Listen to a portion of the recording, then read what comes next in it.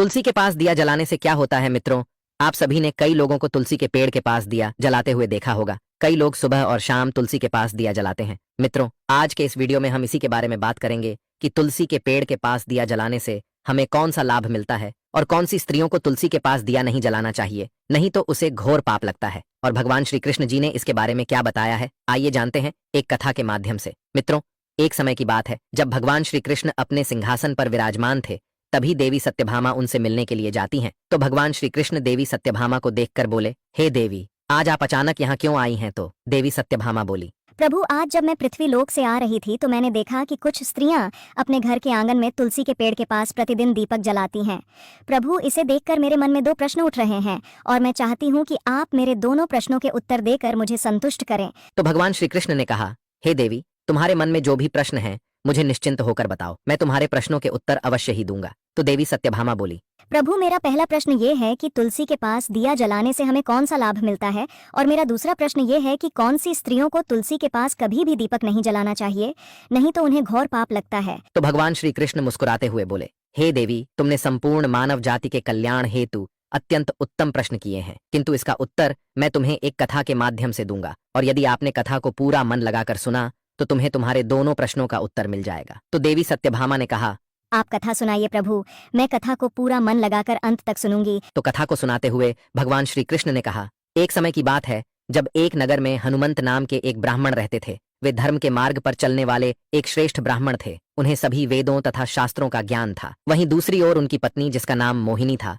वो बहुत ही अधिक दुष्ट स्वभाव की थी। इसीलिए हनुमंत अपनी पत्नी से बहुत अधिक परेशान रहते थे, क्योंकि उनकी पत्नी कभी भी उनका कहना नहीं मानती थी और घर में हमेशा लड़ाई झगड़ा करती रहती थी। इसीलिए घर का सारा काम हनुमंत ही करता था। वो घर में हमेशा आराम करती रहती थी और दूसरी औरतों के साथ बैठकर इधर उधर की बातें करती रहती थी। अपने पति से कभी भी प्रेम से बात नहीं करती थी, किंतु पराये पुरुषों से बहुत अधिक प्रेम से बात करती थी और पराये पुरुषों के साथ बैठकर घंटों बातें किया करती थी। इस तरह धीरे धीरे करके वो पराये पुरुषों की ओर अधिक आकर्षित होने लगी। उसे अपने पति से ज्यादा पराये मर्द अच्छे लगने लगे थे। फिर इस तरह करते करते कई वर्ष बीत गए। फिर वो पराये पुरुषों के प्रति इतना अधिक आकर्षित होने लगी कि पराये पुरुषों के लिए वो सज धज कर वन में जाती और वृक्ष के नीचे खड़ी रहकर सुंदर पुरुषों की राह देखने लगती, और जब उस तरफ से कोई पुरुष जाता तो वो उसके साथ संबंध बनाती थी। फिर एक दिन वो दुराचारी स्त्री वन में जाकर उसी वृक्ष के नीचे खड़ी हो गई और पराये मर्दों की राह देखने लगी। लेकिन उस दिन उस रास्ते से कोई भी पुरुष नहीं गया, तो वो बहुत अधिक व्याकुल हो उठी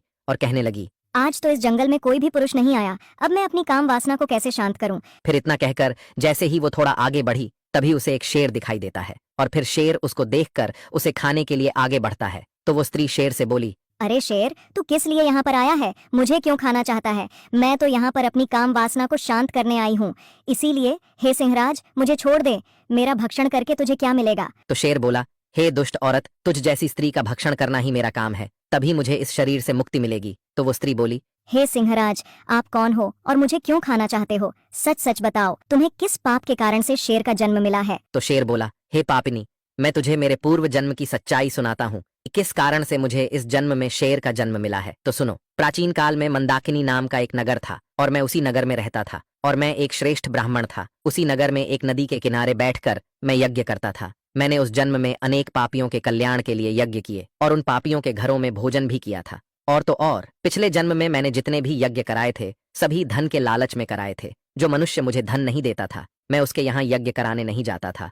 और मैंने जितनी भी कन्याओं के विवाह कराए थे, वो सभी धन के लालच में ही कराए थे। और मैंने अपने जीवन में कभी गरीबों को दान धर्म आदि नहीं किए। फिर इस प्रकार से पाप करते हुए मुझे बहुत साल बीत गए और धीरे धीरे मैं बूढ़ा हो गया। मेरे बाल सफेद हो गए, आंखें सूज गईं, लेकिन फिर भी धन के प्रति मेरा लालच समाप्त नहीं हुआ और मैं धन के लालच में पाप करता गया। फिर एक दिन की बात है जब मैं धन के लालच में नदी के किनारे गया और अन्य ब्राह्मणों के साथ मिलकर हमने लोगों को खूब ठगा झूठे मंत्र बोलकर हमने देवी देवताओं का पूजन किया और पूजन समाप्त होने पर लोगों से बहुत सारा धन दान में ले लिया। फिर जब मैं थोड़ा आगे बढ़ा, तभी एक पागल कुत्ते ने मेरे पैर में काट लिया और मैं मूर्छित होकर उसी स्थान पर गिर पड़ा। उसी क्षण मेरी मृत्यु हो गई। फिर यम के दो दूत आए और मुझे पकड़कर यमलोक ले गए। फिर यमराज ने चित्रगुप्त से मेरे कर्मों का लेखा जोखा निकालने के लिए कहा। फिर चित्रगुप्त ने मेरे कर्मों का लेखा जोखा निकाला और यमराज से कहने लगा, हे धर्मराज, इस ब्राह्मण ने तो अपने जीवन में बहुत अधिक पाप किए हैं। इसने दूसरों से झूठ कहकर बहुत धन लूटा है और गलत मंत्रों का उच्चारण करके लोगों को खूब बेवकूफ बनाया है।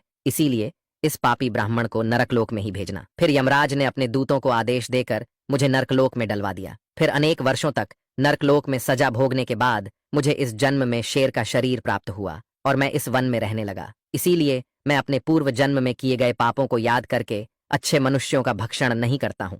मैं केवल पापी तथा तुझ जैसी दुराचारी स्त्रियों का ही भक्षण करता हूँ, ताकि मुझे पिछले जन्म में किए गए पापों से मुक्ति मिल सके। तो वो स्त्री बोली। हे सिंहराज, कृपया आप मुझे बख्श दीजिए। तो शेर बोला, हे दुष्ट औरत, तूने अपने जीवन में बहुत घोर पाप किए हैं। तू शादीशुदा होते हुए भी अपने पति को छोड़कर इस वन में आती है और पराये मर्दों के साथ भोग विलास करती है। इसीलिए मैं आज तेरा भक्षण करूंगा। इतना कहकर शेर ने उस स्त्री को खा लिया और उसकी मृत्यु हो गई। फिर यम के दूत प्रकट हुए और उस पापिनी स्त्री को उठाकर यमलोक ले गए और वहां ले जाकर यमराज के सामने खड़ा कर दिया। फिर यमराज ने चित्रगुप्त से कहा, हे चित्रगुप्त, इस स्त्री के जीवन का लेखा जोखा निकालो। फिर चित्रगुप्त ने उस स्त्री का लेखा जोखा निकाला और यमराज से कहने लगे, हे धर्मराज, इस स्त्री ने तो अपने जीवन में घोर पाप किए हैं। ये एक शादीशुदा स्त्री है और ये शादीशुदा होते हुए भी अपने पति को छोड़कर बहुत से पराये पुरुषों के साथ भोग विलास किया है। चित्रगुप्त की ये बात सुनकर यमराज को उस औरत पर बहुत अधिक क्रोध आया और फिर यमराज ने उसे अग्निकुंड में डालने के आदेश दिए। फिर उसे अग्निकुंड में डाला गया और उसके बाद उसे नरकलोक में भेज दिया गया। फिर अनेक वर्षों के पश्चात उसी स्त्री ने चांडाल के घर में जन्म लिया और फिर से पाप करने लगी और अनेक पापी पुरुषों के संग विहार करने लगी। फिर इस तरह पाप करते करते वो कई रोगों से ग्रसित हो गई। वो अब सही से चल भी नहीं पा रही थी। फिर कुछ दिन बाद वो एक आश्रम में चली जाती है और वो देखती है कि आश्रम में कई स्त्रियां तुलसी के पेड़ के पास दीपक जला रही थीं। तो उन स्त्रियों को दीपक जलाता देखकर वो भी तुलसी के पेड़ के पास प्रतिदिन दीपक जलाने लगी और ऐसा करते करते कई वर्ष बीत गए। फिर वो धीरे धीरे ठीक होने लगी और तुलसी के पास दीपक जलाने से उसके पाप भी काम होने लगे थे। फिर इस तरह करते करते वो पूरी तरह से ठीक हो गई। फिर कुछ वर्षों बाद जब वो बूढ़ी हुई तो उसकी मृत्यु हो गई और फिर चित्रगुप्त ने उसका लेखा जोखा खोला तो देखा कि उसके सारे पाप नष्ट हो गए थे। और ये देखकर चित्रगुप्त ने यमराज से कहा, हे धर्मराज, इस स्त्री ने अपने जीवन में कई पाप किए थे, किंतु उसके बाद से इनसे तुलसी के पेड़ के नीचे दिया जलाना शुरू कर दिया और उसके बाद इसने कोई पाप नहीं किए, इसीलिए इसके सारे पाप नष्ट हो गए हैं। तो यमराज ने कहा, इसे स्वर्गलोक में भेज दिया जाए। फिर इस तरह उस स्त्री को स्वर्गलोक में भेज दिया गया। मित्रों, फिर कथा को आगे बताते हुए भगवान श्री कृष्ण देवी सत्यभामा से कहते हैं, हे देवी, इसीलिए प्रत्येक स्त्री को अपने घर के आंगन में तुलसी के पेड़ के पास दीपक जलाना चाहिए, क्योंकि ऐसा करने से हमारे जीवन में किए गए पाप नष्ट हो जाते हैं। और अब मैं तुम्हें तुम्हारे दोनों प्रश्नों के उत्तर देता हूँ। तुम्हारा पहला प्रश्न था कि हमें तुलसी के पेड़ के पास दीपक जलाने से कौन सा लाभ मिलता है। तो समझ लो, तुलसी के पास दीपक जलाने से घर में सुख शांति बनी रहती है, क्योंकि तुलसी का पौधा जिस स्थान पर होता है वो स्थान पवित्र माना जाता है।